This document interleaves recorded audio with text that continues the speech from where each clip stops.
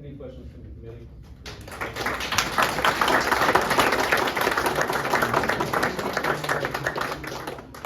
Any questions from the committee?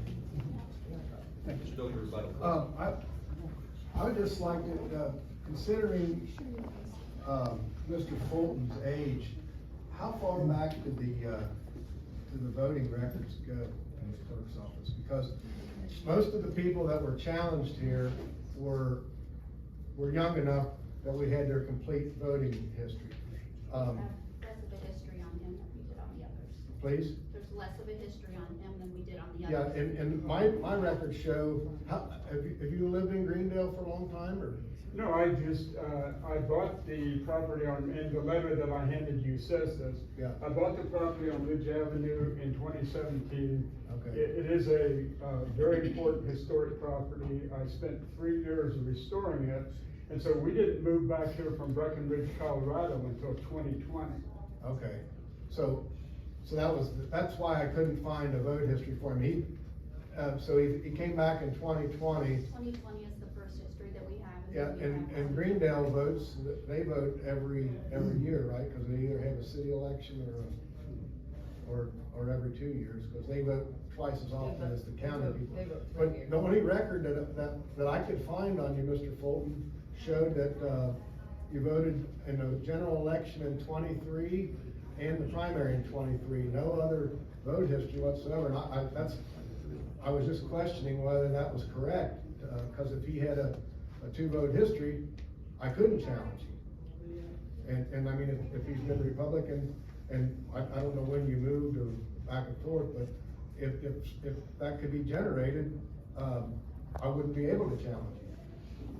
But the fact of the matter remains that Form 37 was filed with a 1-vote history on there, and knowingly or unknowingly, he certified that he was a Republican in good standing, which by everything that I can ascertain, the form was incorrectly filed. So I don't know when this gentleman moved from Dearborn County out of state or whatever, but that may be something that. May I respond? Yes, please. Well, I moved from Dearborn County, in 1958 when I joined the Air Force. And I spent 24 years, traveling around the world. And then, Westinghouse Corporation sent me to Augusta, Georgia, where I lived for 30 years. And when I sold my company, which was headquartered in Augusta, I bought a home in Breckenridge, Colorado, and I lived out there until I returned home. So until 2020, you hadn't lived here since 58, basically. That is correct. That answers the mystery of why we couldn't find any more vote history on him, and I don't doubt his allegiance to the Republican Party, but there again, the Form 37 was filed in error, at the time it was filed, he was not a Republican in good standing and did not have a certification from the county chair. Any questions? Mark, I have one question if they don't have one. The gentleman's dressed like Lincoln. You gotta address it, I mean. I like him. I mean, does that, any consideration to that?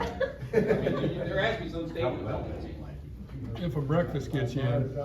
But again, I'm not here to pick and choose who goes on there. I'm here to uphold the laws of the state of Indiana and the rules of the Republican Party. Could I ask one more question? I know Yes, you please. want Just while they're ongoing dialogue here. But first of all, I was unaware of this, of the fact that since I voted a full ballot, that somehow negated my standing as a Republican. I assure you that I didn't vote for anybody other than Republican candidates and this independent who was being opposed by a Democrat. So if it wasn't for my efforts and the efforts of some of the people that I discussed, a Democrat would be filling that seat in Greendale right now instead of an independent who was the person that I sponsored. And consequently, the gentleman he's referring to is a Republican in good standing. He just ran as an independent. So then he's not in Does the board have any other questions? All right, so right now I'll call for the motion. The motion is to grant the challenge, presented by Mark Dole, so that, Mr. Guy Fulton, may not run for the Dearborn County Precinct Committee in Greenville. Do we have a second? Second. All right, is any discussion want to be had? All right, I'm gonna just make one statement. I mean, the issue is that, you know, we're sitting here, we're faced with the rules of law.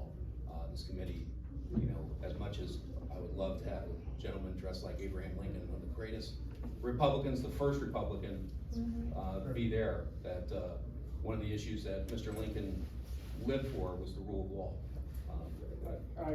Please allow me one more Absolutely. final comment, and this Sure. will be my final comment. As it has been pointed out, Mark has the means to weigh this, because clearly I'm a Republican. Clearly I have a history of voting Republican. The document that I signed said that he has the ability to waive that requirement. I am requesting that he does that. And it doesn't have to, and by the way, I didn't know I was gonna be challenged, or I would have contacted him in advance and requested that they consider the fact that I voted a full ballot the last time I voted, having voted Republican prior to that. So he certainly has the ability right now to waive that, and by Indiana law. And I absolutely agree. Okay, I'm done. Absolutely. I'm done. All right, at that point, we have a motion on the floor, so any other comments? I don't want, no more comments, we're not doing more comments. Let's go ahead and go to the vote. Peggy, what is your vote? Unfortunately, we're only gonna have to join in with them.